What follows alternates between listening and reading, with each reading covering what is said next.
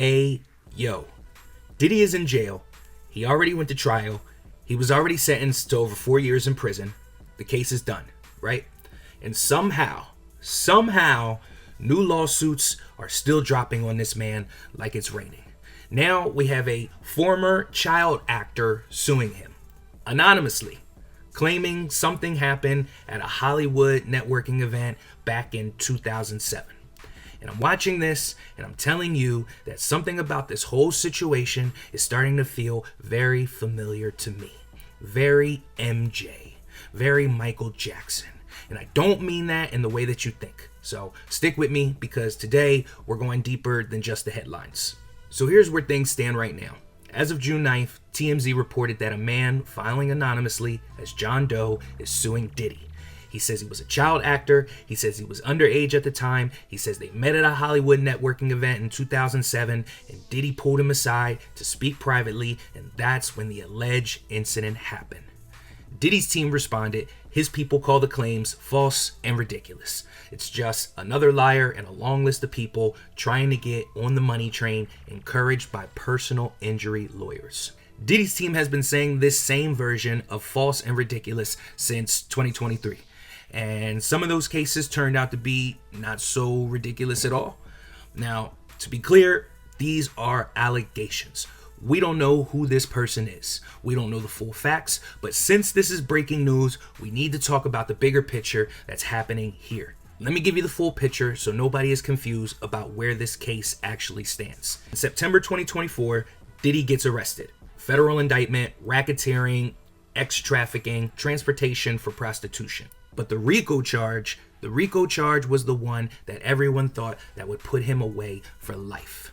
Now, May 2025, the trial begins in Manhattan. About 7 weeks of testimony. Cassie takes the stand. The 2016 hotel hallway video gets played. The freak-offs get played. Everything gets played. On July 2nd, the verdict comes in. The jury acquits him on the most serious charges. The racketeering, the conspiracy, the ex-trafficking. Not guilty, right? But convicts him on 2 counts of transportation to engage in prostitution. The RICO charge, the one that the government was building their whole case around, it didn't stick. The most serious weapon they had, the jury said no. Nah, that ain't it. Now in October, Diddy gets sentenced to 50 months with credit for time served. His lawyer calls the sentence un-American. Prosecutors asked for 10 plus years. The judge landed somewhere in the middle. So that's where we are now. The man is in prison, he's serving his time, and now a new lawsuit drops from someone anonymous, allegedly from 2007. That's nearly, 20 years ago, right? Hey, yo, real quick, if you're new here and you want music news and the history behind the headlines, hit the subscribe button right now. I definitely appreciate it. We don't just report the story, we connect the dots. Now, let's get back into the part that no one else is talking about. Here's the question I need somebody to answer for me. The federal government built a RICO case against Diddy, right? The same law they use against the mob, the drug cartels, organized crime. They said Diddy ran a criminal enterprise for decades. They had witnesses, surveillance footage, freak-offs. They had everything. And their RICO charge did not get a conviction.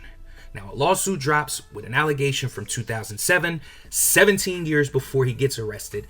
Now, if the government was building a RICO case and had investigators digging into everything Diddy allegedly did for decades, why was this not part of it?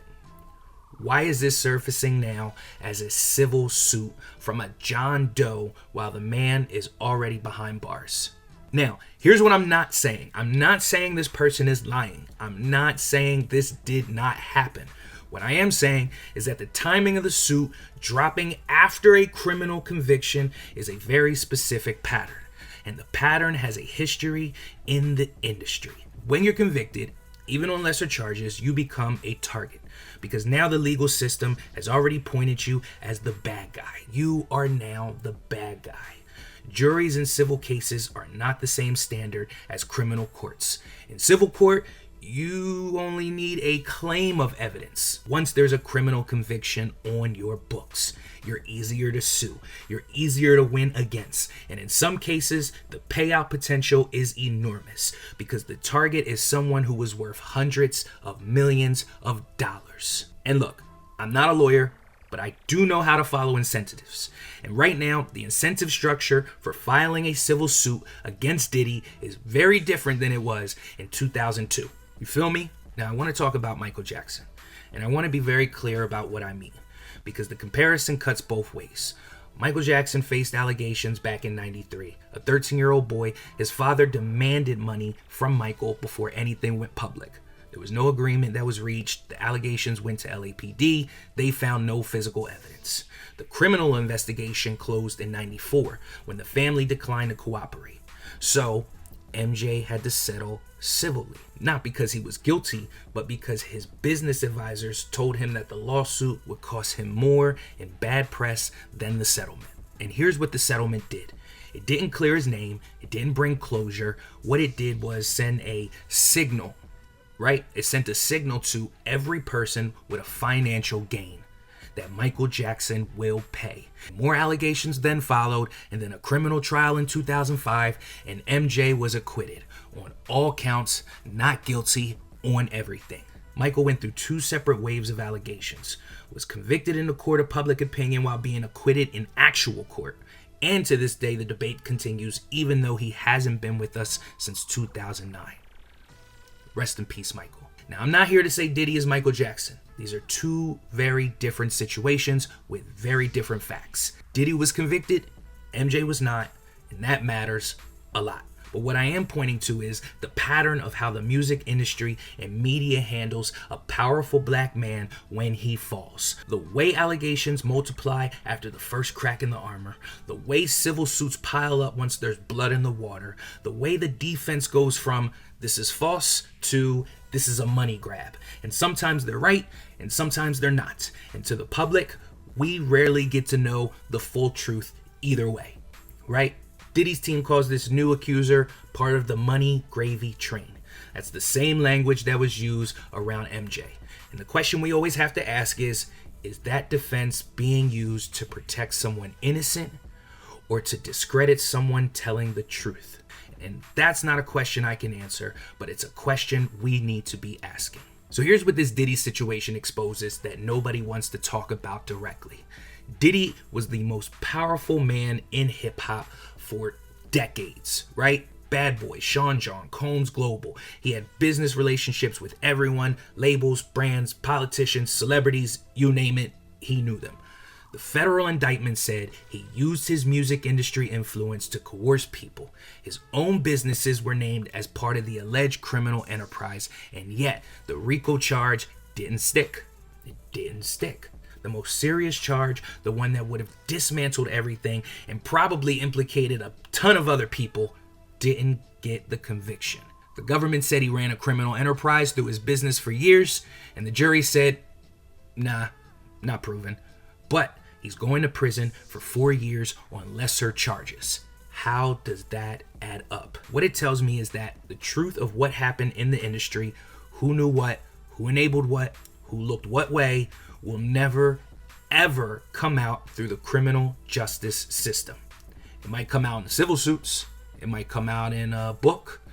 It might come out 10 years from now, or it might not come out at all. And that is what should disturb us about this story. Not just one man going to prison, but everything and everyone around him that the RICO case was supposed to expose and didn't. So here's where I land on all this. Diddy is in prison. He was convicted. That is fact. And whatever the RICO jury decided, 2 federal felonies are still 2 federal felonies. But the new civil suit and the pattern of suits that keep dropping while he's already locked in the bang, that deserves scrutiny. Not to protect Diddy, but because in this country, we've seen what happens when a powerful black man in the music industry becomes a target. We've seen how allegations multiply. We've seen how the media runs with it. We've seen how allegedly disappears from headlines days after. The MJ comparison is real, not because the cases are the same, but because the machine is the same. The media machine is the same. The legal and sensitive machine. The pile on while you can machine. Diddy did what he was convicted of doing, but is everything being thrown at him right now legitimate? That's the question, and I think we're allowed to ask it. So let me know in the comments, do you think this new civil suit against Diddy is legit? Or does this feel like the same pattern we saw with Michael Jackson? Drop it below. I want to hear from you. I want to know what you think. Till the next one, I'm out of here, y'all.